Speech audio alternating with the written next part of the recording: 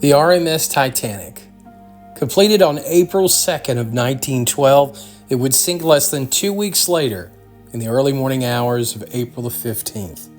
113 years later, unbelievable 3D models get us closer to what actually happened than ever before. And we're still learning new things. There has not been a ship disaster in history that has so captivated the world like that of the Titanic. In the more than 100 years since the sinking of the Titanic, there have been no less than 19 theatrically released movies and some 29 documentaries. Of the more than 1,500 souls that were so tragically lost that fateful night, there were representatives from all class and status. We care so much about the Titanic because the Titanic represented us all. Information that has been gleaned from these new 3D models includes knowing that the disaster hitting the iceberg was just 6.3 seconds. The actual impact was not these gaping holes that we imagine, but in reality no more than the size of a piece of copy paper. But it was spread over 300 feet. The watertight compartments, they could withstand 4 filling up, but 5 ultimately filled, sealing Titanic's fate. Additional information that has come out has been able to prove what eyewitnesses, what survivors said that day.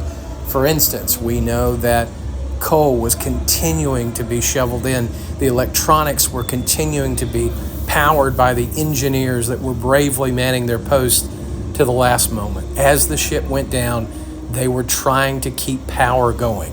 And as we observe 113 years since the sinking, Titanic continues to be big business, such as the traveling immersive exhibits, such as what you're seeing right now, and the more permanent collections, like the one seen here in Branson, Missouri, that started in 2006. There's also exhibits that go across the country that showcase the actual items that were brought up. More than 5,000 items have been recovered from Titanic by RMS Titanic Incorporated, the only company that was granted salvage rights to the Titanic in 1994. The image you see is of the Titanic Big Piece. It is the largest piece of Titanic that has ever been recovered. 26 feet long, weighing 15 tons, recovered in 1998. I had the opportunity, along with my mother and grandmother, to see this at an exhibition in Nashville in, I believe, 1999, possibly 2000. It was an unbelievable feeling to see paper money that had been recovered off the ocean floor, to touch this piece of Titanic, which I don't necessarily know you were supposed to do that, but the rules were, I guess, a little more lax then. Feeling that tactile contact, it was unreal. And I've kind of been hooked on Titanic ever since. So for those that are history lovers or Titanic lovers specifically, I would highly encourage you to go see one of these traveling exhibitions that are not only the immersive experience or the ones that actually have artifacts. They are going on all across the country. There's also more of a permanent exhibition in Las Vegas, which is where the Big Piece currently resides.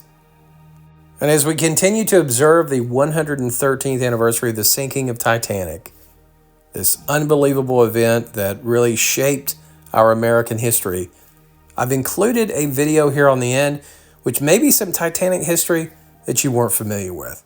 Thanks so much for watching, everybody. Have a great week. The White Star Line's vessel Titanic set out on April 14, 1912 from Southampton, going towards New York. And on April the 14th, it received no less than 6 warnings of icebergs. They would not heed these calls and instead would actually increase their speed. Traveling with more than 2,200 souls on board, on April the 15th, the Titanic would disastrously and horribly hit an iceberg. More than 1,500 people would lose their lives. This is purported to be the very iceberg that the Titanic hit. This picture taken also on April 15th, 1912 by the Prince Adalbert. Supposedly, it had a streak of red paint down its side. The Titanic had a veritable who's who of the aristocratic elite on its maiden voyage. But we're not going to talk about the people that were on the Titanic. We're going to talk about one man who wasn't. Scottish mariner David Blair had been with the Titanic from its inception all the way through its initial trials. He was there in Belfast for its construction, and he was to be on the voyage to New York City. Because Mr. Blair had been named the second officer on board the Titanic, and he was thrilled. But Mr. Blair's excitement would be short-lived. A last-minute decision to reshape the command structure of the Titanic would bring over Chief Henry Wilde from the sister ship to the Titanic, the Olympic, to perform the same duties for this one voyage, this maiden voyage of the Titanic. This would mean that Chief William Murdoch would step back to First Officer, and First Officer Charles Lightoller, seen here, would step back into Second Officer, moving David Blair completely off of the command structure, and thus off the Titanic. Second Officer Lightoller would be the most senior member of Titanic's crew to survive the sinking. He would later go on to serve with David Blair on board the Oceanic in 1914.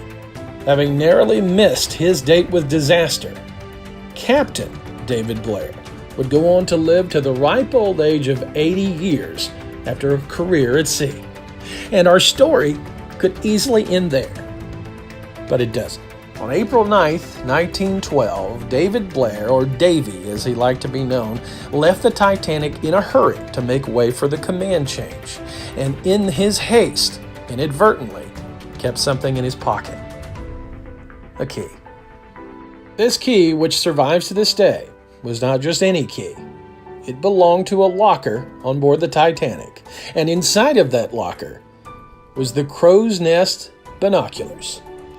Binoculars that the lookouts would not have access to on April the 15th of 1912. Also, at the same U.S. inquiry into the disaster, Frederick Fleet, one of the lookouts for the Titanic, had been asked could he see the icebergs at a faraway distance, to which he replied, "I believe I could have seen them a bit sooner with the binoculars."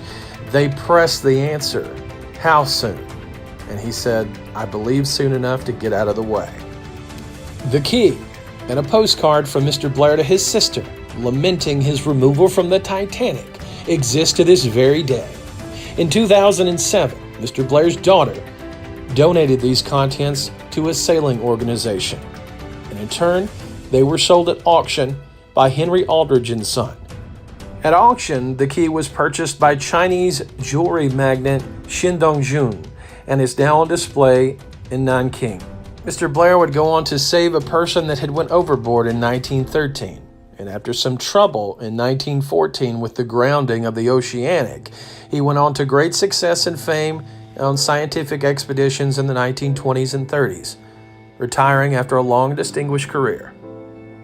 Proceeds from the sale of the key also went to establish scholarships in the name of Mr. Blair. And more than 100 years later, historians are quick to point out that no one thing could have saved the Titanic. Perhaps the binoculars were not even in the locker that this key opened. But one thing is for sure, the Titanic still mystifies us, still intrigues us, and I don't think that's ever going to change.